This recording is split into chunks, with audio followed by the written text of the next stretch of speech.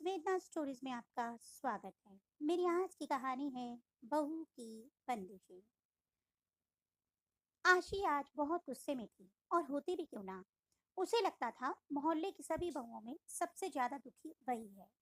शाम को जब अभिषेक आशी के पति घर आए तो आशी का सारा गुस्सा उन पर निकला। आशी ने कहा, सारे घर का काम मुझे ही करना पड़ता है। अब सामने वाले पड़ोसी शर्मा अंकल की बहू को देखो, वह तो कभी नहीं निकलती बाहर, उसे तो कभी भी बाहर जाते हुए भी नहीं देखा है। और एक मैं जो दिन भर घर के कामों से स्कूटी लेकर बाजारों में घूमती रहती हूँ, और आकर फिर घर का काम करो, खाना बनाओ, और तो और बच्चों की सारी जिम्मेदारी भी मेरे ऊपर है। आपसे तो इतना भी नहीं होता कि बच्चों के स्कूल की डायरी भी चेक कर लें, वह भी मुझे ही करनी है। आशी गुस्से में सारी बातें अभिषेक को बोली जा रही थी, और अभिषेक चुपचाप खड़े हुए चेहरे पर थोड़ी सी मुस्कान लिए उसे हाव भाव दे रहे थे। अभिषेक के मजाक के हाव भाव देखकर आशी और ज्यादा नाराज हो गई और चिल्लाते हुए बोली, सही है आपका, यहाँ मैं जल रही हूँ और आप मेरे मजे लेकर हंस रहे हो। तब अभिषेक ने हंसते हुए कहा, यार आशी, अब तुम्हारी इन बेकार की बातों पर हंसी नहीं तो क्या सीरियस हो? तुम अपनी तुलना शर्मा अंकल की बहू से कर रही हो।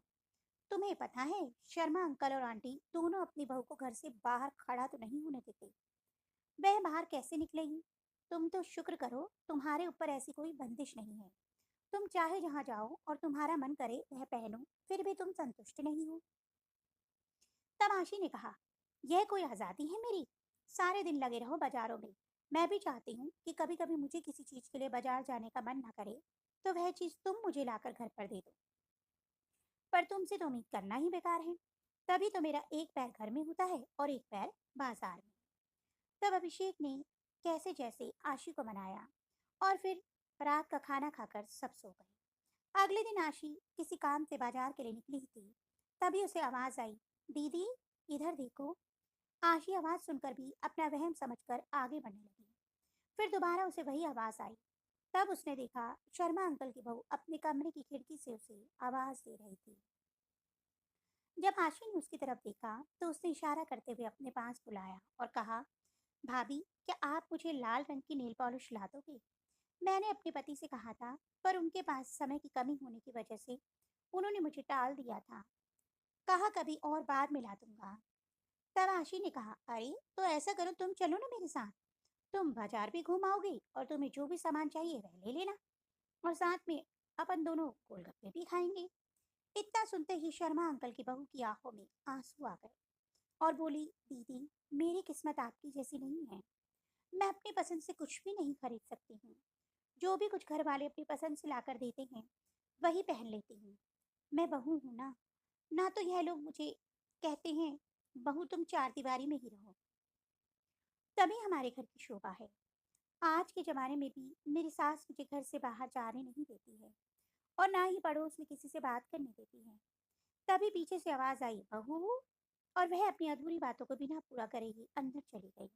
और उसके अंदर जाने के बाद आशी यह सोचने पर मजबूर हो गई कि किस्मत किसकी खराब निकली, मेरी, कि मुझे अपने घर और बाहर दोनों का काम संभालना पड़ता है, या शर्मा अंकल की बहू की, जो अपने घर के बाहर भी खड़ी भी नहीं हो सकती है।